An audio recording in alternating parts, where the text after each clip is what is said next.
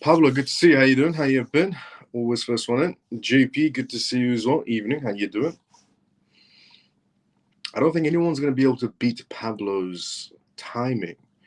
He is on the money the moment I go live. I said, Pablo, I appreciate it so much. Just trying to pin the live there. I appreciate it so much, Pablo.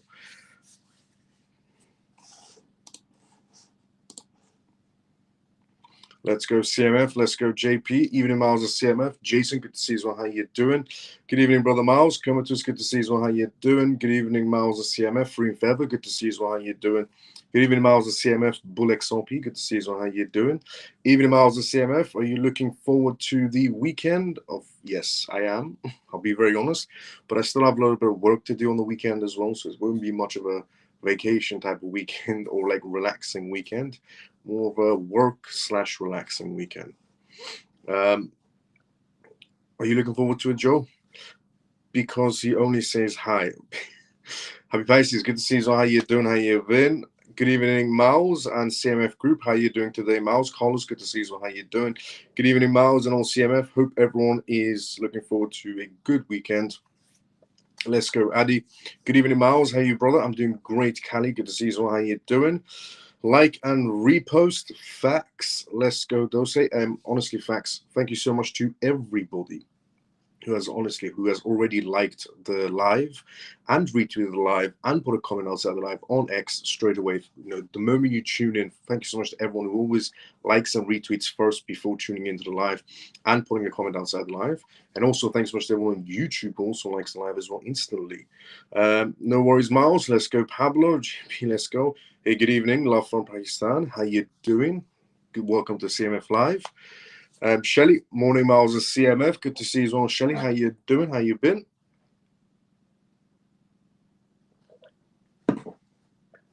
Okay, let's do the intro, disclaimer, and essentially what we're going to be going through on tonight's live.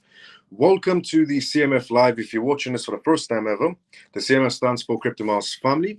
My name is Miles. You can tune to this live Monday to Friday, 10 p.m. London time onwards for the most recent news regarding cryptocurrencies, CBDCs, AI, politics, and regulations. Pretty much all the information you need to know about regarding the world completely transforming into a digital space.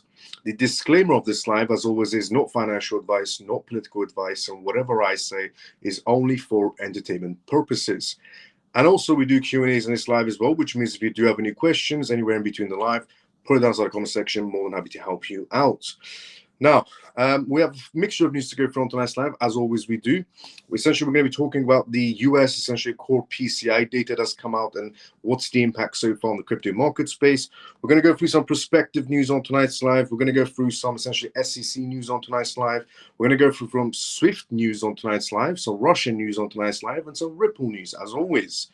Before we go through the first news, which is regarding the PCI core data that came out, let's go inside the comment section first, and then we'll go straight into that. Let's see where we're at. Knox, good to see you. How you doing? Hi, Miles. What's your price for XRP by Christmas? The price range that I put inside the CMF chat was based on 16 research as well, based on what I think the market should be heading towards. The market has a lot of ups and downs right now, but if we're heading in that direction of, the Clarity Act finally passing through, the ETFs are squeezing past the SEC now, we should be on the range, on the good side of 6 to 8, even pushing it to 10. Now, yep, sure, man. Every day that passes gets you closer to the flipping the switch. Absolutely facts. Now, US core PCI unchanged at 2.9% in August. Essentially, the crypto market response. And the response from the crypto market was mild. It didn't do much. It didn't go up, and it didn't go drastically down either. The US core PCI price index for August reported a 2.9% year-on-year increase, remaining essentially steady and aligning with the market forecasts. So you could technically say it was priced in a way. And the remaining steady and aligning with the market forecast, according to essentially the analysis that was done, market stability prevails as the US inflation data meets the expectations, leaving crypto asset prices on-chain flows largely unchanged, suggesting continued economic essentially steadiness. So if you wanted to yourself, why didn't the crypto markets do any sort of movements today? Well, the PCI quarter date was essentially priced in, and it didn't really impact the market, positive or negative, to be fairly honest. The US core PCI price index remained at 2.9% in August, aligning with predictions and maintaining the July rate. This measure of inflation is crucial for economic planning and forecasting. Also, while a key crypto media outlets did not comment essentially directly on the events, however, investors and economic analysts closely watch these metrics to see what happens next. Market reactions were measured following the August PCI reports. Many key opinions and leaders and institutional players have not issued any sort of comments yet so far on the data that was released, reflecting a cautious observation and consistent essentially inflation trends. This aligns with the typical investor behaviors and the predictable essentially economic conditions. And research teams note that essentially the stable inflation data like these can maintain interest and risk assets in some sort of a way. Economic steadiness supports a neutral trading environment and also encourages continued exploration of crypto's potential diversified essential portfolios. So data comes out today, PCI reports 2.9%, pretty much priced in, pretty much stable, didn't really affect the market space in any sort of a way. Now, the crypto market did go 1 to 2% down, not drastically, and it didn't really go up either. Now, SEC is what we're going to talk about next on tonight's live. The SEC and the FINRA are right now investigating the pre-announcement stock surges as 200 plus firms reveal crypto treasuries in 2025. We went from a time where crypto was known as a Ponzi scheme to now where 200 plus companies are holding some sort of crypto treasuries, and they're public companies. Now, it is being investigated due to, are they doing this to boost their stock prices? Are they trading inside information? Is the stock market trying to manipulate the crypto market? Is hence why it's being investigated right now. Not the stock market itself, but the companies that are public and decide to create crypto treasuries. So, unusual stock swings before corporate crypto treasury disclosures are now under regulatory review. The Wall Street Journal reported that the Securities and Exchange Commission, SEC, and the financial industry regulatory authorities, the FIR, essentially the FINRA, are examining whether firms selectively shared material information before going public with their announcements. So the SEC is actually, genuinely investigating, is all these public firms that are creating crypto treasuries sharing some sort of inside information to boost their stock prices even before they go public. More than 200 public companies have unveiled crypto treasury plans this year. Regulators have conducted essentially several of them regarding sharp stock price movements, and officials essentially cautioned about the possible breaches of regulation and fair disclosure, which essentially prohibits selectively providing market-moving information to certain investors before going public on the release. In other words, if a certain company comes out and goes, we are buying, we are investing $50 million as a public company into Solana treasuries or AVAX treasuries or XRP treasuries and so on, and are they just making these announcements to push their stock prices without actually taking action, is technically what the SEC and the FIRA right now are trying to investigate. Or, these public companies just trying to use these crypto, essentially blockchains, to boost their stock prices and maybe not even launch into them. Companies have raised more than $20 billion through stock offerings, convertible debt, and private placements in 2025. Many firms followed the model of what was left behind by Michael Saylor, his strategy company, formerly known as MicroStrategy, which essentially pioneered the crypto Bitcoin essentially purchases. However, unexplained price gains before official announcements have raised concerns about potential insider leaks or even tipping. Cases under review include Trump Media, which announced a $2.5 billion Bitcoin treasury back in May. Its stock essentially showed abnormal volatility a week before disclosure. Similarly, GameStop shares surged 40% in 3 sessions before revealing essentially a $500 million Bitcoin purchase. The surge in corporate essentially crypto strategies accelerated after essentially an executive order established a US-street Bitcoin reserve in early 2025. This essentially triggered a wave of treasury moves across industries from gaming to biotech essentially, yet investigators are now reviewing clustered essentially trading patterns and unusual also essentially option activities. Biotech from essentially The biotech firm MEI Pharma announced a Litecoin allocation essentially in July after its shares nearly doubled in 4 days of heavy trading. SharpLink also gaming also saw 433% in-trade essentially surge ahead of its Ethereum essentially treasury shift back in May, raising essentially further scrutiny from regulators. The SEC and FIRA have now essentially not confirmed so far any sort of enforcement actions, but are actively reviewing communications and trading data from companies and brokers. And analysts say the outcomes essentially of these reviews could determine whether firms face penalties or tighter disclosure requirements in future treasury announcements. The SEC is concerned that before, for example, a particular public company makes the announcement, we are creating a Bitcoin treasury, their stock price has already boosted before they make the announcement. And the SEC is now thinking to themselves, it's too many public companies where their stock prices have boosted before they made their crypto announcement. And it just doesn't add up. Are these public companies working with some crypto influencers, some crypto people, some crypto announcers, and so on, where you could tell there's some sort of market manipulation going on, where before the announcement comes out of a crypto treasury, certain people have made quite a lot of money on the stock market, and when the announcement comes out, the stock money boosts a little bit more. So a lot of people have already cashed out. So that isn't adding up to the SEC in any sort of a way. So right now, certain companies are being investigated. Now, this isn't bad news in any sort of way for the crypto space at all, to be fairly honest. Market manipulation is quite a big, factor inside the crypto space, to be fairly honest. I mean, sometimes, I've said this before and I'll say it again, if you take the top 20 or top 30 crypto projects, or even top 50 crypto projects, and you put their charts next to each other, and you remove the tickers, it almost seems like it's the exact same chart. And that doesn't add up in any sort of a way. That is pure market manipulation, where you can take the top 20 crypto projects and genuinely take away their tickers and put the pictures next to each other of a screenshot of the chart. It looks exactly the same. You can pretty much call every single chart the Bitcoin chart or the Ethereum chart or the XRP chart or the AVAX chart, because they're all the same. So that does tell there is some sort of market manipulation going on. So the SEC actually investigating this, it's not a bad idea. They're starting with essentially the stock market with all these public companies. Before they make the announcement, the stock price goes up.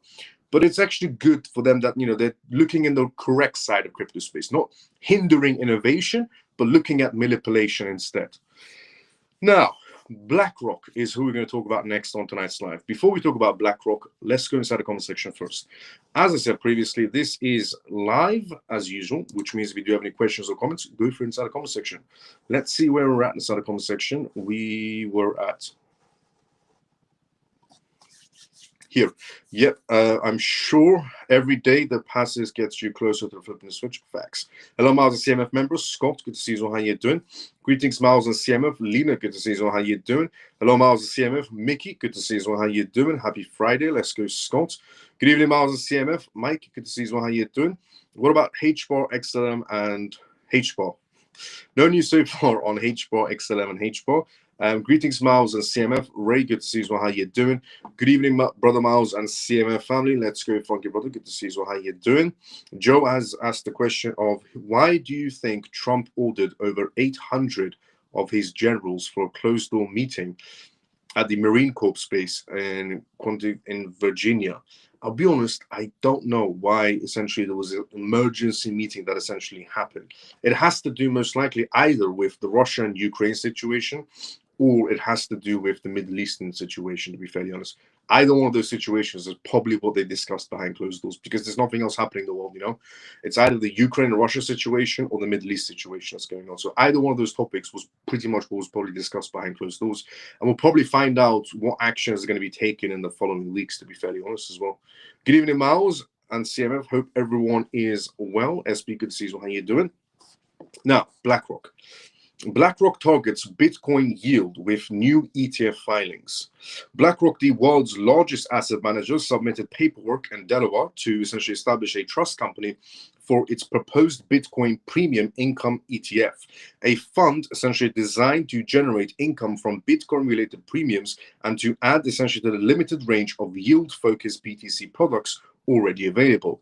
Filing to register essentially a trust company in Delaware can be seen as a primary step before submitting a formal application to the US SEC. Such filings usually proceed with an S1 essentially registration statement or essentially a 19B4 filing, which formally essentially starts with the SEC's review process, and BlackRock's actions signal that the company is moving forward with plans for this new fund essentially.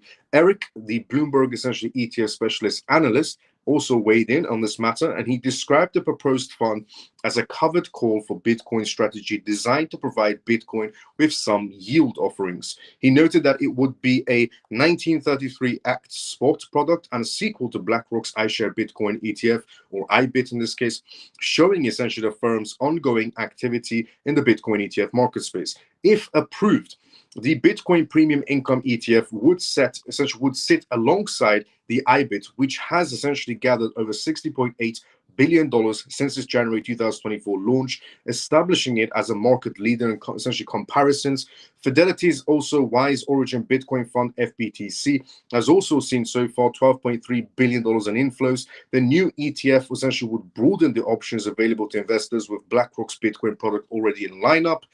Eric also essentially highlighted the broader market context on the matter, noting that several essentially other cryptocurrencies are waiting potential ETF approvals. As we know, there's a lot of XRP ETFs in the pipeline. In this environment, BlackRock's decision to pursue another BTC product indicates a focus on Bitcoin. He added that this approach opens the field for competitors offering non-BTC products, while the other Bitcoin essentially covered called ETFs currently on the market space, essentially all in registration, could face increased pressure. Historically, traditional financial firms have been slow to adopt essentially Bitcoin, partly because it does not inherently produce any sort of yield. Some structures have emerged to provide returns from BTC holdings, such as strategies STRK convertible, essentially shares, preferred shares, which use Bitcoin essentially holdings to generate steady returns for investors. At the same time, the US regulatory also environment has started essentially to become more repetitive essentially to cryptocurrencies investment products. Under Donald Trump's administration, regulators have shown somewhat softer essentially approaches towards crypto reflecting. He stated that the goal of the essentially making America the crypto capital of the world is pretty much these footsteps that have to be taken. So BlackRock is about to be expanding its Bitcoin range, and by offering some sort of Bitcoin yield, that should get more investors into essentially Bitcoin ETFs, to be fairly honest. I think BlackRock's pretty much hitting a wall maybe with the Bitcoin ETFs, because there's a lineup of alternative ETFs that are about to be entering the stock market, and they need to make Bitcoin more appealing than it already is because of the scarce essentially 21 million tokens and so on, which can be expanded, but that's just a different topic. BlackRock brought that up a long time ago anyways. But yeah, that's what's essentially going on. BlackRock is trying to make Bitcoin a little bit more appealing, since now we have a tremendous amount of ETF applicants, and now essentially two of them have already squeezed through, which is the Rex XRP ETF and essentially the Rex ETF for Doge, and also the Hashdex ETF as well. Now, Vanguard is who we're going to talk about next on tonight's live. Vanguard is an interesting one because last year Vanguard said they will never touch crypto ETFs. They will never introduce crypto ETFs to their client base. They will never get involved in cryptocurrencies. And you fast forward to 2025 today, where Vanguard says they're offering brokerage access to crypto ETFs. Now, when Vanguard mentioned this for the first time ever, essentially last year, said they will never get involved in cryptocurrencies, I said they're bluffing. There's no way in hell that Vanguard is going to sit on the sidelines while all the other institutions, essentially, their client bases having access to crypto ETFs or cryptocurrencies or whatever. And there's no way in hell that Vanguard is just going to be sitting on the sidelines. Well, you fast forward the day where Vanguard has decided to bend the knee and enter the crypto space. So here it is.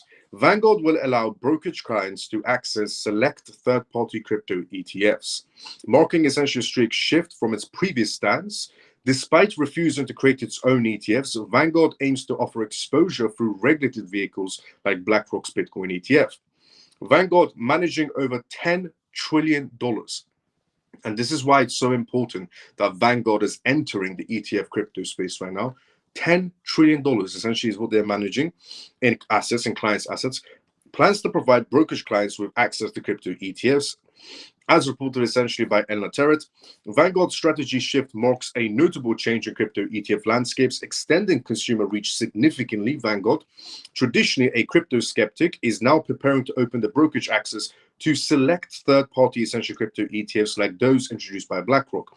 This represents a strict shift under the CEO Salim, who essentially previously led the ETF efforts at BlackRock, which was the odd part about it, that the man who's the CEO of Vanguard was the same man that essentially set up BlackRock for their ETF innovation. But then when he became the CEO of Vanguard, he said no ETFs, no crypto whatsoever. So it never added up. The move allows Vanguard's clients to invest in the regulated spot Bitcoin and Ethereum ETFs, enhancing access to crypto markets. Vanguard will not essentially be creating its own ETFs, but will focus on providing access through third-party offerings instead. This initiative could significantly impact essentially the crypto markets, with increased liquidity expected. Analysts also essentially commented on the unexpected shift, noting that potential market repercussions. Vanguard looks to list essentially Bitcoin ETFs on their platform. On the contrary to their previous views, life happens fast. They also have a new CEO.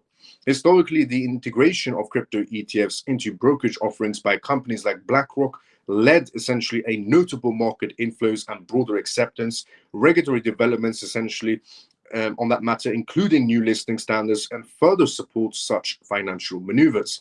The decision to offer essentially access responds a growing consumer demand and a favorable regulatory environment, indicating a continued mainstream acceptance of crypto assets, and Vanguard's integration of crypto ETFs align with the broader industry trends. So, Vanguard, one of the biggest, behemoth inside the financial sector, entering the crypto ETF space is pretty damn big news. Starting with Bitcoin ETFs, most likely going to be expanding into other ETFs because they finally opened their client base up, their $10 trillion client base up towards the crypto ETF market space. That is exceptionally big news. Now, moving on from Vanguard's we are never touching crypto to now opening their doors to Bitcoin ETFs and crypto ETFs to JP Morgan. Before we talk about JP Morgan, let's go inside the comment section first. As I said previously, this is live, as always, which means if you do have any questions, put it down inside the comment section. More than happy to help you out. So let's see where we were at inside the comment section. We were at here. George, hi, Miles of CMF. Good to see you as well. George, how you doing? Good evening, Miles of CMF. Manny, good to see you as well. How you doing? People, please listen. I've listened to Miles since early days. He's genuinely trying to help humanity. Thank you so much, one love, honestly, for the kind words. I really am trying to help as much as I can for people in this world to have a better understanding what's actually about to be happening to this world. And the more you listen to me, the more prepared you can become in this digital world. As much as I can say, he is genuine gentleman. I vouch for him. Thank you so much, one love, honestly, for the kind words. Mahdi, I can't read what you have written. Is it possible for you to write it in English? And I can't, because I'm using a third-party platform to go live. I don't have a translation button, so I can't see what you've written in that language. If I'm not mistaken, it could be Persian, it could be, maybe it's Persian, maybe it's Arabic, I can't tell. Don't you find it odd that something is so important and military privacy would be announced of the 800 generals in meeting? That's bizarre. Or it could be to settle potential civil war in the country. But I find it really strange they wouldn't keep it a secret. Well, I think the only reason they didn't keep it a secret is because somehow it would leak to the news. And then the news would over-exaggerate it, as they always do with Trump. I mean, Trump could point his finger and the news would go, I can't believe Trump pointed his finger. Trump could essentially wave and the news would go, I can't believe Trump waved his hand. You know, anything Trump does always gets over-exaggerated on the news. So I think the reason why, they said, yep, they're having this meeting, it's going on, is because if they did find out about the meeting, they would probably over-exaggerate it on the news, on CNN, for example, and say World War III is happening tomorrow because Trump has essentially having a conversation with 800 essentially generals. You know how the news works. They over-exaggerate the crap out of everything pretty much, and anything they involve with Trump, honestly. And I'm not only joking about that one when they say essentially, if Trump honestly points to something, he just goes like this, the news will come out blasting him everywhere. Trump pointed. I can't believe he pointed.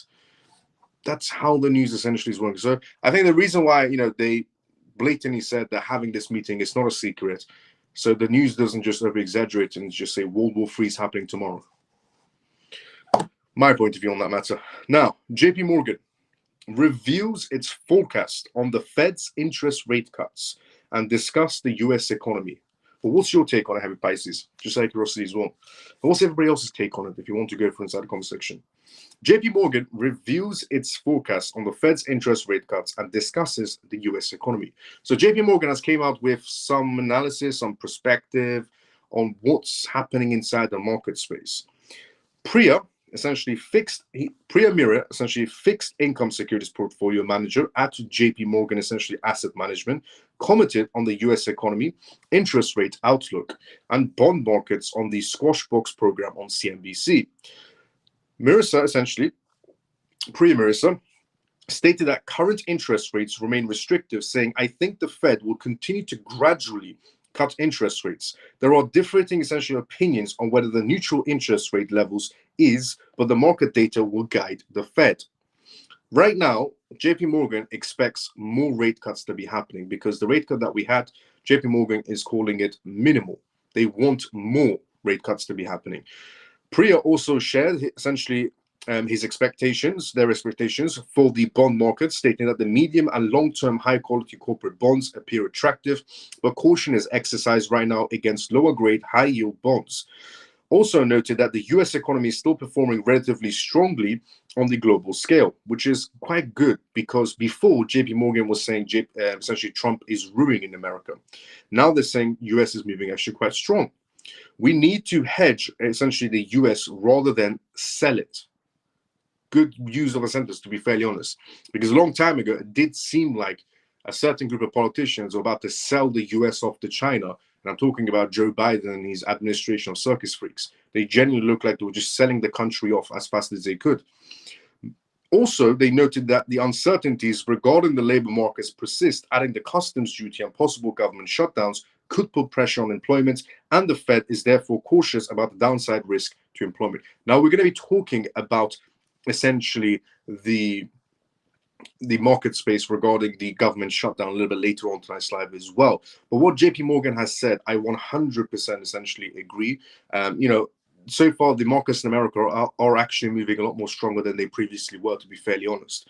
And that JP Morgan is suggesting we need a lot more rate cuts done. I 100% stand by that as well. We do need a lot more rate cuts. That minimal 0.25% rate cut that we had hasn't done much yet, but it will.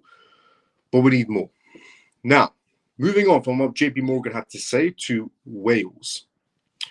Wales are right now signaling an alt-season ignition in Q4 shakeouts. Before we talk about that, let's go inside the comment section first. As I said previously, this is live, which means if you do have any questions, as usual, put those in the comment section. More than happy to help you out. So let's go inside the comment section first. Let's see what's happening. Trump over-exaggerated things himself. President exaggerator. I don't want to call him something else. Well, he is a showman. Mahdi, Mahdi translation. It's value. Eventually, it will rise. Is that what Mahdi said? Thank you so much, Shelley, for the translation of what Mahdi said. I agree, Mahdi. No way you can bring 800 high generals at the same place together and announce its invitation for the enemy. We are about to sell it off to other countries now. No, I wouldn't say that, Scott. I'll be honest. Trump is, in my opinion, he's the most pro-USA type of person I've ever seen. He is pro-Christianity and pro-USA. I couldn't say that for the previous man, which was Joe Biden. At all, to be fairly honest. But Trump has always been, very pro-USA and also pro-Christianity now as well.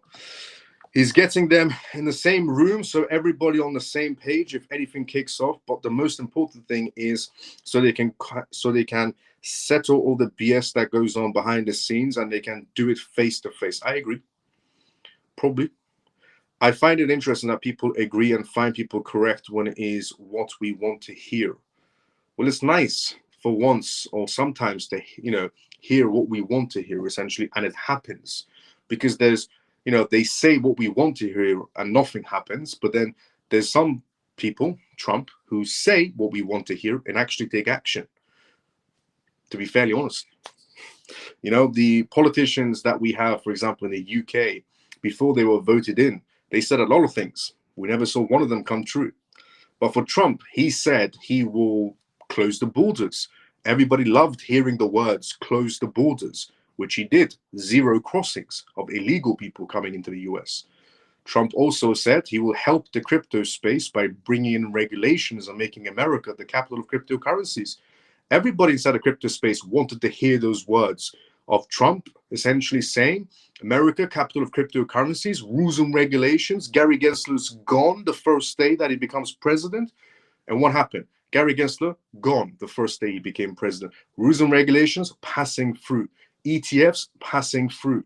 So there's a difference between, essentially, you know, hearing what you want to hear from politicians, but there are people who sometimes take actions on those words. And Trump, in my opinion, has definitely taken action on those words.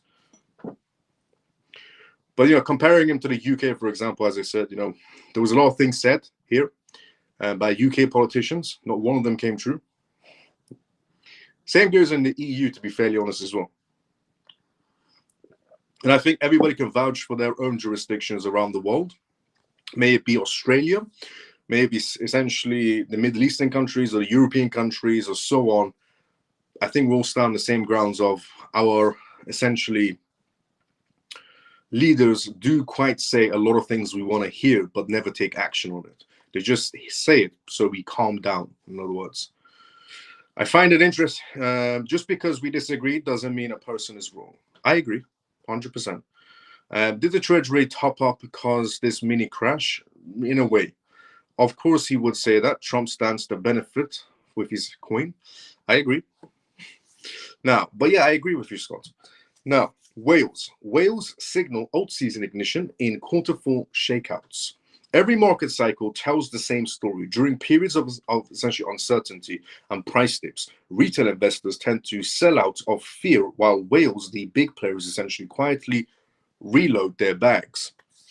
The current market shakeout that we're in right now appears to be another chapter in this history repeating itself type of scenario. This isn't just a random volatility that's happening inside the market space right now. It's a calculated shakeout. Large holders often use markets like these to trigger fear inside the market space, shaking the weak hands out of their positions once the selling pressure essentially is absorbed. Whales step in and accumulate heavily discontinued altcoins. Despite the appearance of sideways essentially movements in Q4, smart money suggests otherwise. The underlying trend points to essentially bearing rally in altcoins. What many are essentially now calling the alt season ignition, it's not about whether the rally is coming, it's about whether investors will be positioned to benefit from it.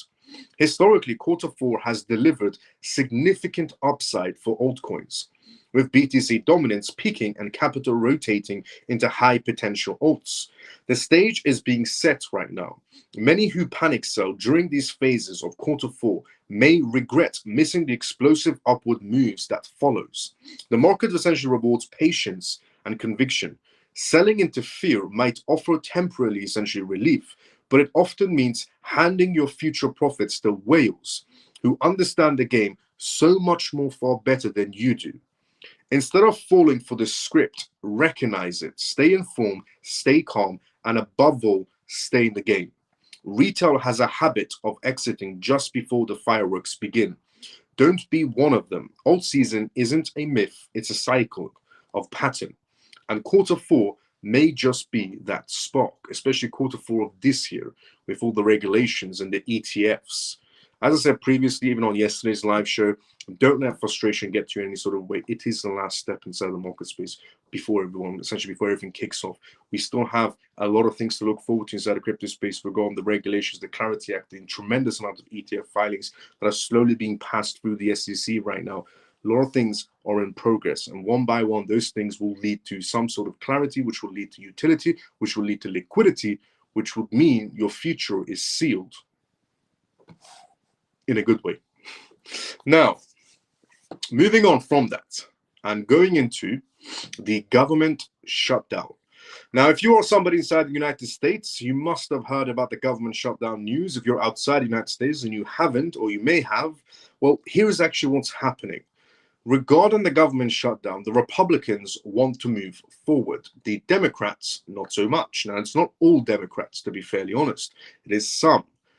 But for some reason, I don't know why, as I've said, the Democratic Party in America with the Pocahontas and the Maxine Waters and everybody else, it should at this point just be called the anti-American party, because the Democrats want to shut down the government by not essentially passing a certain thing, while the Republicans want to continue forward. If there is a government shutdown, it could have drastic implications on the market space, which means even the people that support the Democratic politicians will take massive losses. The potential for a government shutdown is the US puts critical economic data at risk. According to the US Department of Labor's previously released operational contingency plan, the September jobs report scheduled for release next year, essentially next week, would be postponed if the federal government shuts down. The extent of the government shutdown remains unclear for now. Many agencies, including the Bureau of Labor Statistics, the BLS, which prepares essentially the employment report, have not essentially yet released their updated emergency plans. If Congress fails to approve the budget by next Tuesday, these agencies will be forced to cease operations under their previous plans. According to the Department of Labor essentially updated plan in March of last year, all data collection and release processes would be suspended during a government shutdown. This could delay the release of the BLS data.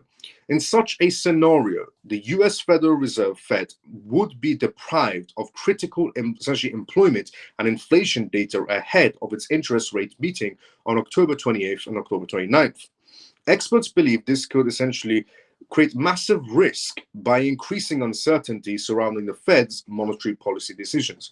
Which means if the Democratic Party doesn't align itself with the Republicans and pass this through, and we go for a US government shutdown, it would cause a ripple effect inside the market space. Because one, we don't know where the Fed monetary is standing. We don't know where Jerome Powell is standing for now.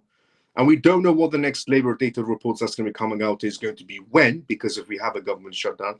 And all of this massive, incredible, negative ripple effect that's going to be created is due to the Democratic Party. This is why I say the Democratic Party should honestly be named the anti-American group. Because everything they do, decide to do, and vote for is always against the American citizens. So if you are somebody inside the crypto space and we do go through a government shutdown and you support the Democratic Party, maybe think twice, because they are the ones that are taking your profits away from you.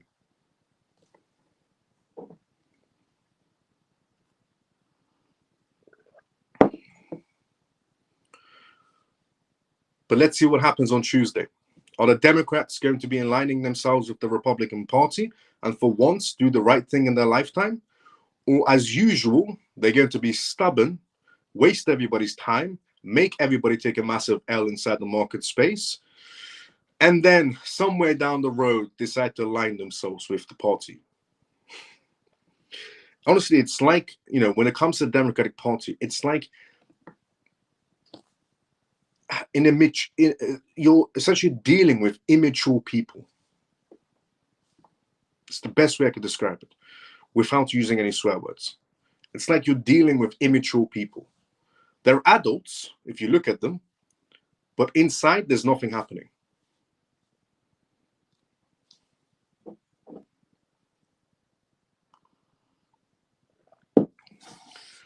BlackRock is what we're going to talk about next on tonight's live. BlackRock purchases 703.7 Bitcoins, despite the bearish markets that's going on right now. BlackRock has taken a significant step by buying 703.7 essentially BTC for about $79 million, while the markets essentially are up and down right now. According to Socio Value data, this purchase occurs in the period when the market essentially is experiencing a decline. Just to point it out, when the market's in decline, the institutions are actually buying, the whales are actually buying. The only people that do tend to sell in these types of situations is the retail section because of frustration or panic. And that should never get to you, because if that gets to you, that means they have won and you never let them win. With the current market ups and downs, BlackRock continues to buy BTC, reflecting a strong belief in Bitcoin's long-term value. The company remains confident that Bitcoin can be a valuable part of a well-balanced investment portfolio. Notably, BlackRock has also filed to create a new product called the iShares Bitcoin Premium Traded Fund, essentially ETF. This ETF is designed to generate income, though covered call strategies.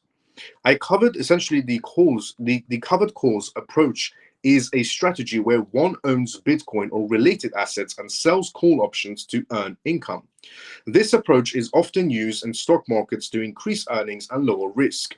BlackRock is using this approach, offers essentially a new way to invest into cryptocurrencies.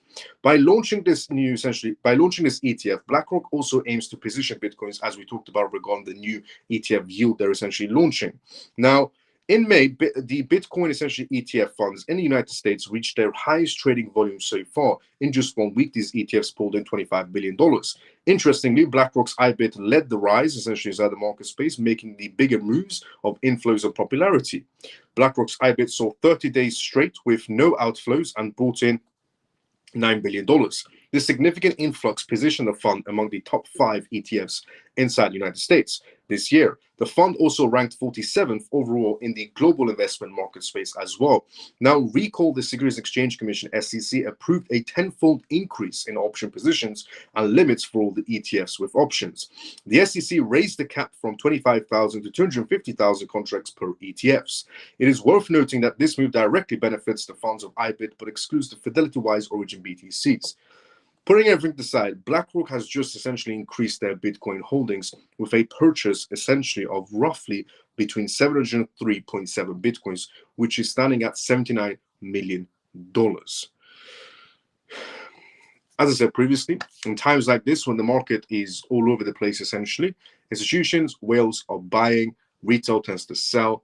Don't ever let frustration or panic get to you. Frustration is pretty much the last step. Don't ever let it get to you. If it does get to you, then they have won. And they can't win. We have to win. Now, the SEC is what we talk about next on tonight's live. But before we talk about the SEC, let's go inside the comment section first. Let's see what's happening there. Let's see where we were at. Okay, we were here. Most important thing is to keep your eye on the price, cryptocurrencies. I agree 100%. I'm proud crypto, and I've always been. I just don't think politicians on both sides are all good. I agree 100% regarding the politicians on both sides. In general, I've always said there's no politician that I could stand behind and say, yes, this person is a good person. Politicians, all of them, in general, are weasels. Let's go XRP. Let's go, Scott. Miles, I have read the bills. I understand the reason some of the Democrats are against it, although I do not agree with everything they are saying. I want the point to be clear. They are not anti-America. They do tend to do things that may seem like essentially it is anti-American. To be fairly honest, Scott, how they opened the borders essentially and didn't care at all that crime was essentially rising because of the open borders. They couldn't care less about that matter. The Democrats are trying to kick out Trump out of their essentially districts, essentially their jurisdictions, even though Trump is saying, I want to help and clean up your towns. And the mayors essentially of these particular states are coming out and saying, no, we don't want your help. We don't care that 4 people are essentially, taken out every week in our jurisdiction. We don't care about that at all, is essentially what they're saying when Trump says, let me help you. It's so odd. So there are certain things that they do that makes you think they seem quite anti of American people being safe. There are things in the bill that will hurt the less fortunate, so please explain that away. Regarding the healthcare situation, I stand to gain if the bill is passed. I do understand and do not revert the name calling because I disagree. I noticed that it takes place a lot. Scott, the name calling is towards the politicians, not towards you. I am registered Democrat and pro-crypto. My tax bracket means I stand to gain. Money doesn't make me set aside my intelligence, nor morals about certain issues, though. Fair enough. Example, if a guy essentially accounts for women, would you call him? Fair enough. I would love for you to discuss on a show the Japan reverse trade. Is Japan going to increase their interest rates or stay flat? As we know, if they increase, that's going to trigger a global economic shakedown. Yes.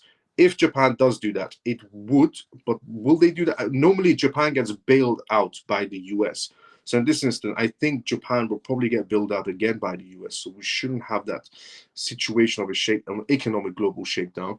Normally, the US does bail them out. Hi, Mars CMF. Peg, good to see you as well. How you doing? Example of lady makes accusation against the guy. Do we trust her word? Time to buy? No. What we do. Good evening, Miles. Obviously, depending on the evidence. Just saying, let's be fair with everyone, not just essentially when it essentially advantages to us. Upstream authority is not trying to help anyone, Miles. Let's be honest about the things here. I am. Now, SEC, moving on from essentially the politics of left and right to SEC. SEC task force leads new crypto regulation shift. SEC Commissioner Hester Peirce calls for a swift regulatory progress on cryptocurrencies, aligning essentially with the chairman Paul Atkins as the agency signals a softer regulatory stance inside the United States. So we've heard essentially Paul Atkins over the past few days come out and say certain things regarding crypto space, making it much more easier for ETFs to pass through. We have had so far 2 ETFs pass through. One really didn't need a yes, but it could have had a no somewhere down the line, but it didn't. Rex XRP passed through, and the hashtag one essentially passed through. So we've seen Paul Atkins make these public gestures of, bringing innovation inside the United States, making things easier for the crypto companies, especially for the startup crypto companies and so on. Hester Peirce also coming out backing essentially, the chairman of the SEC, Paul Atkins. The changes suggest that essentially potential shifts inside the crypto market dynamics, facilitating investment inflows, and could alter regulatory treatments for assets like BTC, ETH, and stablecoins. SEC Commissioner Hester Peirce announced significant changes in the agency approaching to crypto. Project Crypto, led by the new task force, aims to create a better regulatory clarity. This essentially marks a shift in how crypto essentially is regulated by the SEC moving forward even more. Central figures include the SEC Commissioner Hester Peirce, Chairman essentially Paul Atkins. Peirce's pro-renovation stance and Atkins' belief that most crypto assets are not securities frame current actions. This change essentially highlights a new regulatory approach. The new stance promises clearer rules and collaborations between agencies. The financial market could see an increase in capital flows to crypto sectors because the SEC is moving extremely more friendly, even more than before, and see an increase on this matter. This has been anticipated by industry participants seeking regulatory clarity. Potential outcomes include institutional entry and increased asset reallocation, and historical trends also suggest that these regulatory updates may attract more crypto investments because Paul Atkins, more than ever, is moving towards cryptocurrency innovation, and now Hester Peirce backing his every single word.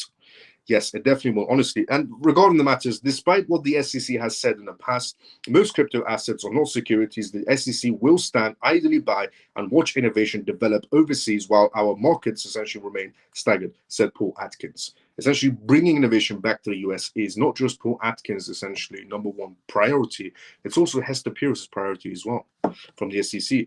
Now, moving on from the SEC, again showing themselves they are pro-crypto and trying to move more towards innovation, to SWIFT. If you haven't seen the news today, SWIFT mentioned that their newest choice is Linear, the crypto project Linear. Now, SWIFT has mentioned essentially that they've chosen Ethereum before. They've talked about Chainlink partnership, and now they're essentially regarding testing, and now they're talking about Linear. Now, I put out a post today talking about this, a thread on X. If you haven't seen it, please go and check it out. And I put out a thread saying essentially that SWIFT is scrambling right now. A lot of people were expecting SWIFT to come out and say, XRP or Ripple is our new partner. Is essentially what was the the topic inside the crypto space for the past few days, where people were anticipating, speculating that SWIFT was going to come out and say XRP, XRP Ledger, Ripple. Previously, I said Ripple is not in the game to essentially partner up. They're more coming in to take over. Ripple is not trying to play nice. They're coming in to take over, as I said previously. So with Swift not mentioning XRP Ledger or XRP or Ripple shouldn't be any sort of surprise to anybody that watches my lives, because I've said for the longest time, Ripple is a competitor, not a partner. And I said essentially, once again, I wanted to make it into a thread so people have better understanding on this matter, that Swift is pretty much scrambling. And what I mean by that is this. So essentially, I put out a post today and I said that Swift is essentially scrambling with new blockchain partnerships. Meanwhile, XRP just essentially hits ETF inclusions and Ripple is wiring the next financial systems. The difference between Swift and XRP is not the key differences that everybody knows, which is Ripple, essentially XRP Ledger is faster, transparency, scalability, cheaper on the fees. Yes, all of those things are 100% true. And Swift could work its way down to all of those things by using alternative blockchains. So what is the real key difference between the XRP Ledger and Swift? Politics. Swift is political. The XRP Ledger isn't. It's neutral. The reason why the BRICS countries decided to suddenly form and become BRICS was to get away from payment systems like Swift, because they're tired of one particular country deciding the fate of their entire country's payment system. And as I said previously before, I am very pro-USA, extremely pro-USA. But the USA does tend to control SWIFT by going around sanctioning certain countries. And that is why BRICS countries decided to, form them, essentially become their own group to get away from SWIFT. The point I'm trying to make is, whatever SWIFT does, SWIFT could partner up with AVAX, a brilliant blockchain, wouldn't make a difference.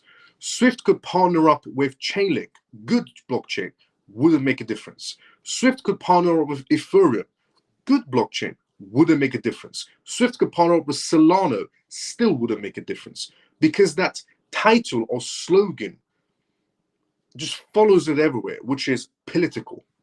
It's not a messaging tool, essentially is what it's been stated as for the longest time. It's a political tool. And that is why BRICS nations decided one by one, we want to move away from this system, because one day our country could also become sanctioned by this system. And whatever SWIFT does, it's always going to be known as that political tool, whereas the XRP Ledger is neutral. And that's why SWIFT is battling a losing battle right now.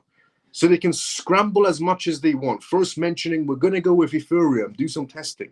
We're going to go with Chainlink and do some testing. We're going to go with Lena and do some testing. They could do testing on whatever they want. SWIFT could do testings on 1,000 different blockchains. That title of political tool is still going to follow them around.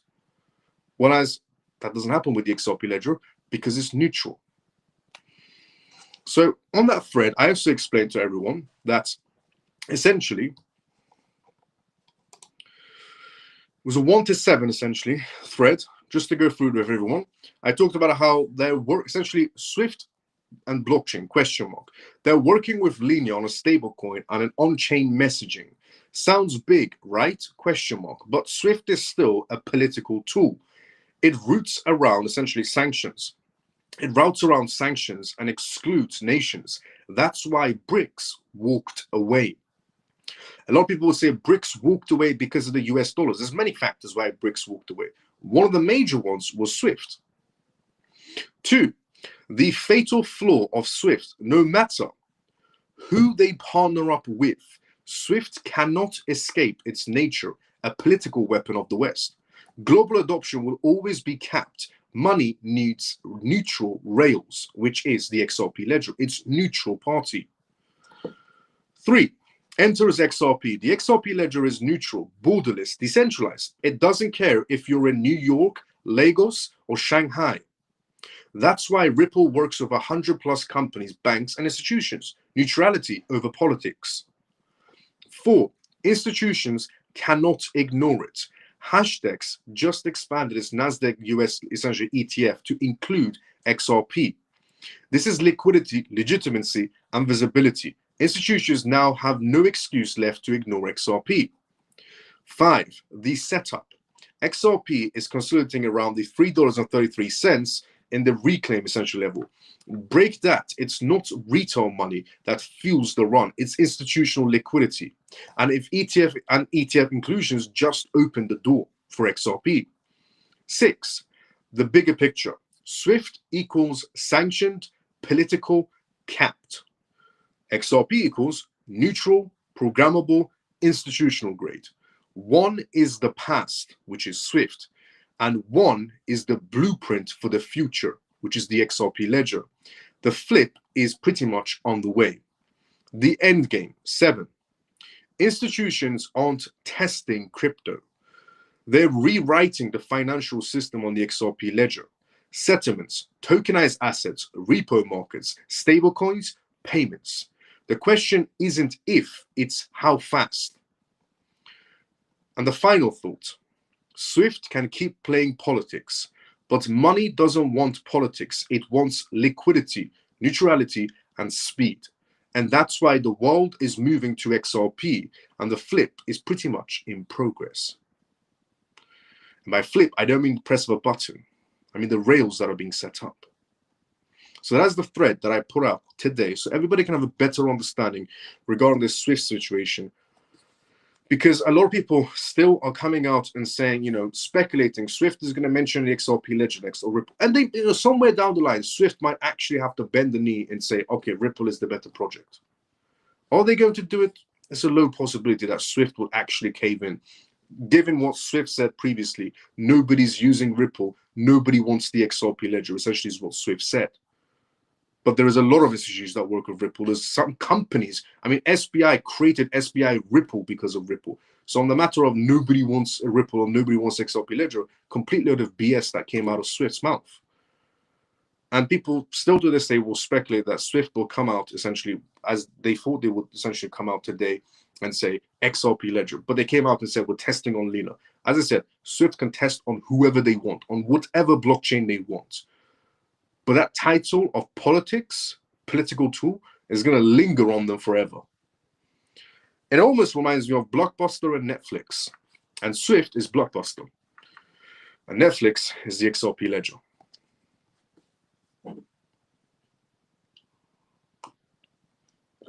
So if you haven't seen that thread, go and check it out that I posted today. Now, on the news of that, SWIFT, the global interbanking essentially messaging network, is finally moving forward to test its on-chain messaging system on Lena. The layer 2 blockchain developed by consensus after months of essentially negotiating, several major banks, including BNP Paribas and BNY Mellon, will take part in the trial of the testing. The test aims to explore how blockchain could improve speed and how easy the system can be programmed for international payments, according to reports. The bank will also test essentially how stablecoins can be used to support tokenized transactions. The project will take several months to see the light of day because it's in test, but it promises a major technological transformation for the international interbanking payments industry. Let me be the first one to say it. No, it won't. It honestly won't. SWIFT mentioning the project will take several months to see the light of day, being somewhat truthful, but it promises a major technological transformation for the international interbanking payments industry. No, it won't. I'll be the first one to say it, and this will age incredibly well. No, it won't. It's the most dumbest thing SWIFT has ever done, possibly to date. But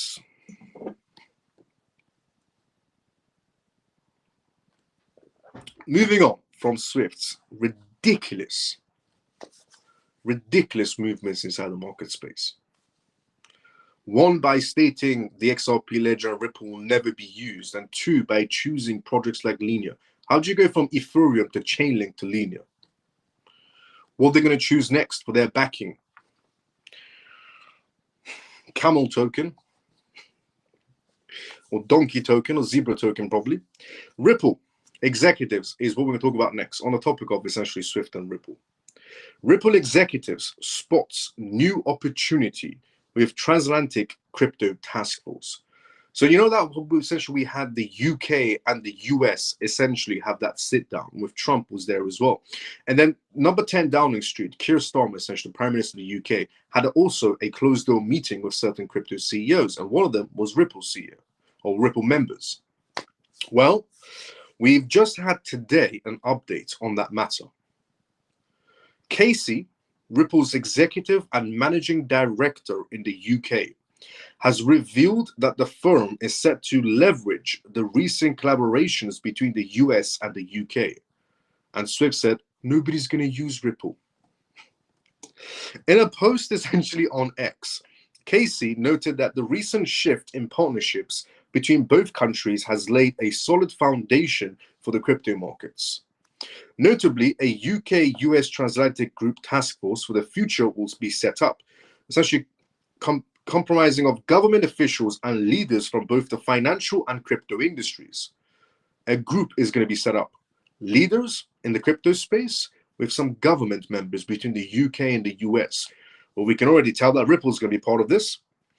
The primary focus will be on finance and digital assets. Some key sectors that the task force will address, including stablecoin, tokenizations, cross-border markets access, and international coordination. The goal is to make it easier for companies and investors in the two countries to operate seamlessly across two markets. It could also set essentially an acceptable standard that other countries might follow once the task force is up and running.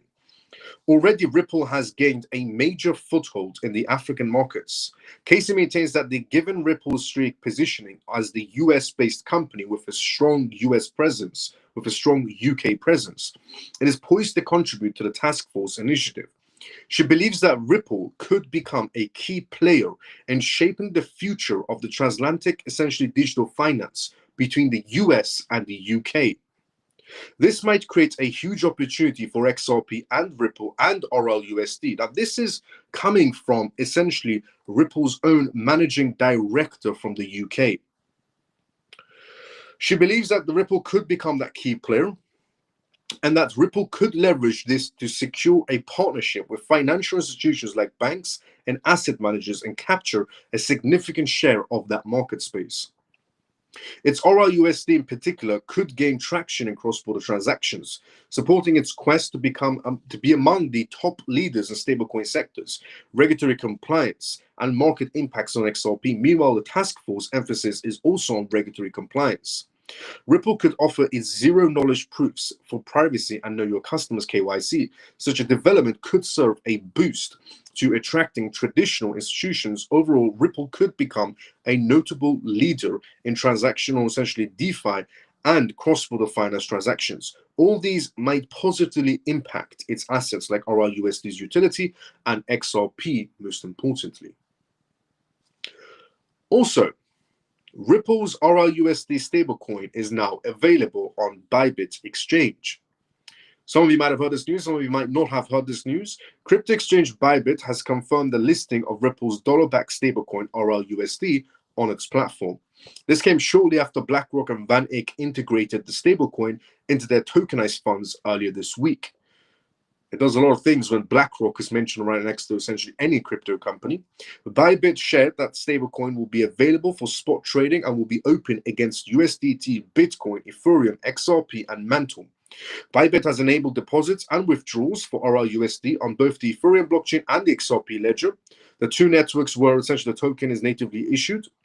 The availability of these pairs will depend on jurisdictional rules, but the listing still provides traders and investors with the wider set of options to interact with the stablecoins.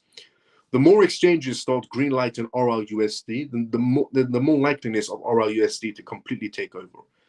Because if we see RLUSD essentially listed on all these major exchanges, then why would I even bother using USDT? Or why would I even use essentially USDC, to be fairly honest? I'll just use RLUSD, and I think everybody will just start using RLUSD because there's a lot more trust on that side. Not saying there's zero trust on Circle side. There's trust in Circle. There's zero trust in Tether, in my point of view. But again, that's not financial advice in any sort of way, just a perspective or entertainment purposes. This listing places the exchange among other exchanges that have already listed, including Bullish, Uphold, Bitstamp, MoonPay, CoinMina, ArchX, and Bitso. At the moment, the stablecoin ranks as the 94th largest cryptocurrency with a market value of $741 million. Bybit has enabled support for RLUSD on both these chains, and Bybit's adoption of RLUSD just comes days after this matter as well. Now, While RIUSD has yet to be listed on other top exchanges like Binance or Coinbase, its integration into institutional-grade tokenized funds and adoption by major trading venues like Bybit position it as a noteworthy contender for future growth. Also, SEC opens the door to more assets as XRP joins the #NASDAQ ETF as well. The US essentially ETP market for digital assets has taken another step forward, with regulators broadening their framework for crypto funds. XRP has now been included in the NASDAQ-listed multi-asset spot crypto ETF, giving investors easier access to a wider set of cryptocurrencies. The essentially asset management announced that the #NASDAQ Crypto Index US ETF has expanded its holdings, making it the first multi-asset spot crypto ETP in the US. The fund, launched essentially in February, will now operate under the SEC's generic listing standards, which allowed additional digital assets to be included, and XRP has just been included. Marcelo, the co-founder and CEO essentially of #, said the expansion represents a milestone for US investors. He explained the #, which has been offering essentially crypto index products since 2018, is aiming to meet the growing demand for regulated essentially crypto investment options. Since 2018, #, has been a market leader in crypto index products globally, and this signifies a major milestone in meeting the needs of US advisors and investors looking to participate in the continued evolution of crypto ecosystems, Marcelo said.